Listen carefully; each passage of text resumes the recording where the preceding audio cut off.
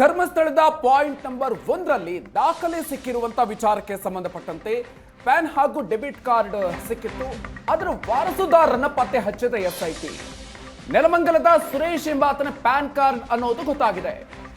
2 ವರ್ಷದ ಹಿಂದೆ ಮನೆ ಬಿಟ್ಟು ಹೋಗಿದ್ದಂತ ಸುರೇಶ್ ಕಳೆದ ಮಾರ್ಚ್ನಲ್ಲಿ ಜಾಂಡಿಸ್ನಿಂದ ಸುರೇಶ್ ಸಾವನ್ನಪ್ಪಿದ್ರು.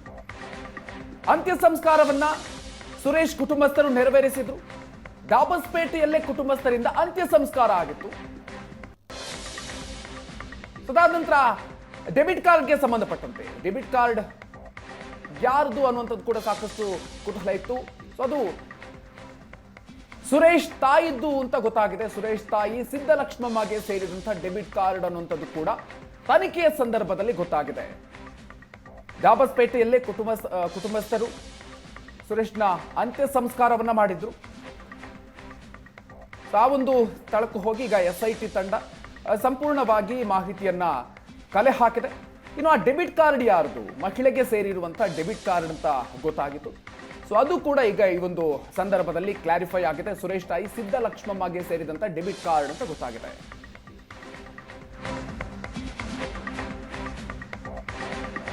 ಇನ್ನು ಸುರೇಶ್ಗೆ ಸಿಕ್ಕಾಪಟ್ಟೆ ಕುಡಿತದ ಚಟ ಇತ್ತು ಅಂತ ಅವರ ತಾಯಿ ಹೇಳಿದ್ದಾರೆ. ಹೀಗಾಗಿ ಮನೆಯಿಂದ ಹೊರ ಹಾಕಿದ್ವಿ.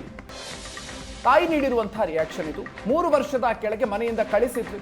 ನನ್ನ ATM ಕಾರ್ಡ್ ಅನ್ನ ನನ್ನ ಮಗ ಸುರೇಶ್ ಬಳಸ್ತಾ ಇದ್ದ. ನನಗೆ ಬಳಸೋದಕ್ಕೆ ಬಾರದ ಕಾರಣ ಆತನೇ ಬಳಸ್ತಾ ಇದ್ದ. ಧರ್ಮಸ್ಥಳಕ್ಕೆ ಹೋದಂತಹ ಸಂದರ್ಭದಲ್ಲಿ ATM ಕಾರ್ಡ್ ಕಳೆದು ಹೋಗಿತ್ತು ಅಂತ ಹೇಳಿದ್ದಾರೆ. ರಿಯಾಕ್ಷನ್ ಕೊಟ್ಟಿದ್ದಾರೆ. ಸ್ಥಳದಲ್ಲಿ SIT ತಂಡ ನಡೆಸಿರುವಂತಹ ಶೋಧ ಕಾರ್ಯದಲ್ಲಿ ಡೆಬಿಟ್ ಕಾರ್ಡ್ ಮತ್ತೆ ಪ್ಯಾನ್ ಕಾರ್ಡ್ ಲಭ್ಯ ಆಗಿರುವಂಥದ್ದು. ಈ ಕಾರ್ಡ್ ಯಾರ್ದು, ಎಲ್ಲಿದ್ದು ಅನ್ನೋ ಒಂದು ಕುತೂಹಲ ಉಂಟಾಗಿರುವಂಥದ್ದು. ಅದನ್ನು ಚೆಕ್ ಮಾಡಿದಂಥ ಸಂದರ್ಭದಲ್ಲಿ ಬೆಂಗಳೂರು ಗ್ರಾಮಾಂತರ ಜಿಲ್ಲೆಯ ದಾವಸ್ಪೇಟೆ ಬಳಿ ಇರುವಂತಹ ಸುರೇಶ್ ಎಂಬುವರಿಗೆ ಈ ಒಂದು ಕಾರ್ಡ್ ಸೇರಿದ್ದು ಅನ್ನೋದು ಮಾಹಿತಿ ಲಭ್ಯ ಆಗಿರುವಂಥದ್ದು. ಇದೀಗ ಅವರ ಕುಟುಂಬಸ್ಥರ ಜೊತೆ ಇದ್ದೀನಿ. ಅವ್ರ ತಾಯಿ ನನ್ನ ಜೊತೆ ಮಾತಾಡ್ತಾರೆ. ಏನೆಲ್ಲ ವಿಚಾರಗಳನ್ನ ಹೇಳ್ತಾರೆ ಅವರನ್ನ ಕೇಳೋಣ ಬನ್ನಿ. ಅಮ್ಮ ನಮಸ್ತೆ. ಈಗ ಸುರೇಶ್ ಅವರು ಏನಾಗಬೇಕು ನಿಮ್ಗೆ? ಯಾವಾಗಲೂ ಧರ್ಮಸ್ಥಳಕ್ಕೆ ಹೋಗ್ತಿದ್ರಾ ಇಲ್ಲ ಯಾವಾಗ ಹೋಗಿದ್ದು ಏನು ಅಂತೇಳಿ? ಅವನು 3 ವರ್ಷದಿಂದ ಹುಷಾರಿಲ್ದಂಗೆ ಅದ. ಅವನು ಜಾಂಡೀಸ್ ಆಗ್ಬಿಟ್ಟು 3 ವರ್ಷದಿಂದ ನಾನು ಎಲ್ಲೂ ಹೋಗ್ತಾ ಇಲ್ಲ ಬರ್ತಾ ಇಲ್ಲ, ನೆಲ ಕಚ್ಬಿಟ್ಟಿದ್ದ. ಆಮೇಲೆ ನಾವು ಒಂದು 2 ವರ್ಷ ಆಚೆ ಇಟ್ಕೊಂಡು, ಏನಕ್ಕೆ ಅಂದರೆ ನಮ್ಗೆ ದುಡಿಮೆ ಏನು ಮಾಡ್ಕೊಂಬಂದು ಕೊಡ್ತಿಲ್ಲ, ನೀನು ದುಡಿಮೆ ಮಾಡ್ಕೊಂಬಂದು ಕೊಡು, ನಾನು ಮದುವೆ ಮಾಡ್ತೀನಿ ಅಂತ ಆಚೆ ಇಕ್ಕಿದ್ದೆ. ಆಚೆ ಅಂದರೆ ನಮ್ಮ ಅಂಗಡಿ ತೋಲೆ ಮನೆ ಕಣೋನು, ಬಂದು ಊಟ ಎಲ್ಲ ಇಲ್ಲೇ ತಿಂದು ಹೋಗೋನು, ಇಲ್ಲೇ ಊಟ ಹಾಕ್ಸ್ಕೊಂಡು. ಯಾವಾಗ ಧರ್ಮಸ್ಥಳಕ್ಕೆ ಹೋಗಿದ್ದು? ಕೊನೆಯದು ಯಾವಾಗ ಹೋಗಿದ್ದು? 5 ವರ್ಷದ ಮುಂಚೆ ಹೋಗಿದ್ದು, ಜೊತೆಗೆ ಫ್ಯಾಮಿಲಿ ಎಲ್ಲ ಹೋಗಿದ್ದು. 5 ವರ್ಷದ ಮುಂಚೆ ಹೋಗಿದ್ದು. ಅವಾಗ ಬಂದು ನನ್ನ ಕೇಳ್ದ, ಅಮ್ಮ ಪಾನ್ ಕಾರ್ಡ್ ಕಳೆದೋಗಿದೆ ಮತ್ತು ATM ಕಾರ್ಡು ಇಲ್ಲ, ನಾನು ಯೂಸ್ ಮಾಡೋಕ್ಕೆ ಬರೋಲ್ಲ, ನನ್ನ ಮಗನಿಗೆ ಇನ್ಚಾರ್ಜ್ ಎಲ್ಲ ಅವನಿಗೆ ಬಿಟ್ಟಿದ್ದೆ. ನಾವು ಓದಿಲ್ಲ ಬರ್ದಿಲ್ಲ, ಹೆಬ್ಬೆಟ್ಟು ನಮ್ಮದು, ಗಂಡ ಹೆಂಡತಿ ಇಬ್ಬರದು ಹೆಬ್ಬೆಟ್ಟು. ಈ ಕೊನೆಯದಾಗಿ ಯಾವಾಗ ಅವರು ಧರ್ಮಸ್ಥಳಕ್ಕೆ ಹೋಗಿದ್ದು ಅಥವಾ 5 ವರ್ಷದಿಂದ ಲಾಸ್ಟ್ ಆಗಿ ಯಾವಾಗಲೂ ಹೋಗ್ತಿರೋರು ಅಂತ? ಇಲ್ಲ, 5 ವರ್ಷದ ಮುಂಚೆ ನಾವು ಫ್ಯಾಮಿಲಿ ಎಲ್ಲ ಹೋಗಿದ್ದು. ಮತ್ತು ಅವನು ಹುಷಾರಿಲ್ದಂಗೆ ಒಂದು 3 ವರ್ಷ ಆಯಿತು ಫುಲ್ಲು ಡ್ರಿಂಕ್ಸ್ ತಗೊಳೋನು. ಮತ್ತು ಜಾಂಡೀಸು ಓವರ್ ಆಗ್ಬಿಟ್ಟು ಅವನಿಗೆ ತುಂಬ ತೊಂದರೆ ಆಯಿತು. ಅವಾಗ ಬಂದು ಅಮ್ಮ ನಂಗೆ ಹುಷಾರಿಲ್ಲ, ನಂಗೆ ಅಲ್ಲಿ ತೋರಿಸು ಇಲ್ಲಿ ತೋರಿಸು ನಾನು. ಹಂಗೂ ಹೋಗಿ ಸಿದ್ಧಾರ್ಥದಲ್ಲಿ ಮತ್ತು ಇಲ್ಲಿ ಎಲ್ಲ ತೋರಿಸ್ಕೊಂಬಂದೆ. 2 ತಿಂಗಳು ಹುಷಾರು ಮಾಡಿದರೆ ಮತ್ತೆ 2 ತಿಂಗಳು ಎಣ್ಣೆ ತಗೊಂಡು ಜಾಸ್ತಿ ಮಾಡ್ಕೊಳೋನು. ಅದಕ್ಕೆ ಅವಾಗ ನೀನು ಯಾವಾಗ ಹುಷಾರಾಗಿ ನನ್ನ ಮಗ ಆಗಿ ಯಾವಾಗ ಬರ್ತೀಯ, ನಿನಗೆ ಅವಾಗಲೇ ನಾನು ಮದುವೆ ಮಾಡೋದು, ನೀನು ಅಂತ ತಕ್ಕ ಏನು ಮಾಡ್ತೀಯ ಮಾಡ್ಕೊ ಅಂತೇಳಿ ಅಂಗಡಿ ಬಿಟ್ಟಿದ್ದೆ. ಅಂಗಡಿ ತಗೊ ಮನೆ ಕಣೋನು, ಬಂದು ಊಟ ತಿಂದೋಗೋನು ಇಲ್ಲಿ.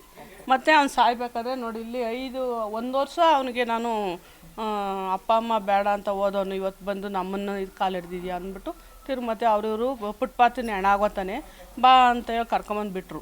ನಮ್ಮ ಮನೆಗೆ ತಂದು ಹಾಕಿದ್ರು. ಆವಾಗ ನಾವು ಇಲ್ಲೇ ಹಾಕ್ಕೊಂಡು ಒಂದು 6 ತಿಂಗಳು ನೋಡಿದೆ. ಅವ್ನು 6 ತಿಂಗಳು ನೋಡಿದ್ರೆ ಜಾಸ್ತಿ ನೆಲ ಕಚ್ಬಿಟ್ಟ. ಇವನು ಯಾವತ್ತು ಜಾಸ್ತಿ ಜಾಂಡೀಸ್ ಆಗಿತ್ತಲ್ಲ, ಎಣ್ಣೆ ಕುಡಿದ್ನಲ್ಲ, ಇಲ್ಲೇ ಸತ್ತ. ಪೊಲೀಸ್ನವ್ರು ಏನಾದ್ರು ದಾಖಲೆಗಳು ಏನಾದ್ರು ತಗೊಂಡು ಮಗನ ಫೋಟೋ ತಗೊಂಡೋಗಿದ್ರು. ನಾನು ಇರಲಿಲ್ಲ, ಟ್ರಿಪ್ ಹೋಗಿದ್ದೆ. ನಮ್ಮ ಮಗನ್ನ ನಮ್ಮ ಯಜಮಾನ್ರನ್ನ ಕರ್ಕೊಂಬಂದು ನನ್ನ ಮಗಂದು ಸತ್ತಿರೋದು ಇದನ್ನು ಫೋಟೋದೆಲ್ಲ ಇಸ್ಕೊಂಡು ಅಲ್ಲಿ ಗುಂಡಿ ತಕ್ಕೆಲ್ಲ ಎಲ್ಲ ಮಾಡ್ಕೊಂಡು ತಗೊಳೋದು. ಈಗ ನಿಮ್ಮದು ಡೆಬಿಟ್ ಕಾರ್ಡು ನೀವು ಅವ್ರು ಬಳಸ್ತಿದ್ರು ಯಾಕೆ? ನಮಗೆ ಓದು ಬರವಣಿಗೆ ಎಲ್ಲ ಅವನೇ ನೋಡ್ಕೊಳೋನು. ನಮ್ಮಿಬ್ಬರಿಗೂ ನಂಗೆ ಗಂಡ ಹೆಂಡ್ತಿಗೆ ನಮಗೆ ನಮ್ಮ ಮಗಳು ಅಲ್ಲಿ ಜಯದೇವದ ಡ್ಯೂಟಿಯಲ್ಲಿದ್ಲು. ಆದರೆ ನಾವು ಓದು ಬರವಣಿಗೆ ಎಲ್ಲ ಇನ್ಚಾರ್ಜ್ ಎಲ್ಲ ಅವನೇ ನೋಡ್ಕೊಳೋನು.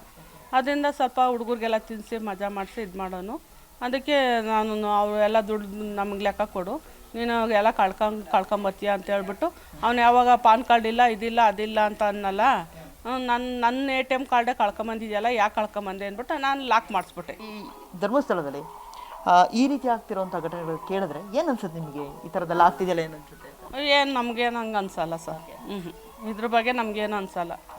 ಏನು ಎಲ್ಲ ತೋರಿಸ್ತಾರೆ, ಏನು ಅಂತ ನಮಗೇನು ಅದು ನಾವು ಓದಿಲ್ಲ ಬರ್ದಿಲ್ಲ ಗೊತ್ತಾಗಲ್ಲ, ನೋಡ್ತೀವಿ.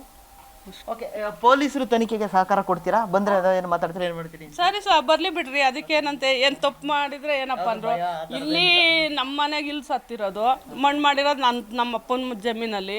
ಬರಲಿ ಬಿಡಿ, ಯಾರು ಬಂದ್ರೆ ಏನು, ಬರಲಿ ಬಿಡಿ. ನನ್ನ ಮಗನ್ನೇ ಕಳ್ಕೊಂಡಿದ್ದೀನಿ. ಸಹಕಾರ ಕೊಡ್ತೀರಿ? ಕೊಡ್ತೀವಿ. ಓಕೆ, ಯಾರನ್ನ ಬರಲಿ ಕೇಳಿದ್ರು ನಾವು ಓಕೆ.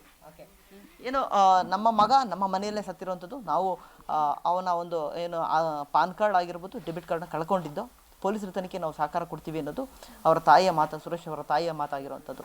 ಕ್ಯಾಮ್ರಾ ಪರ್ಸನ್ ಯೋಗೀಶ್ ಜೊತೆ ಮಹಾಂತೇಶ್ ಕುಮಾರ್, ಏಷ್ಯಾನೆಟ್ ಸುವರ್ಣ ನ್ಯೂಸ್, ತುಮಕೂರು.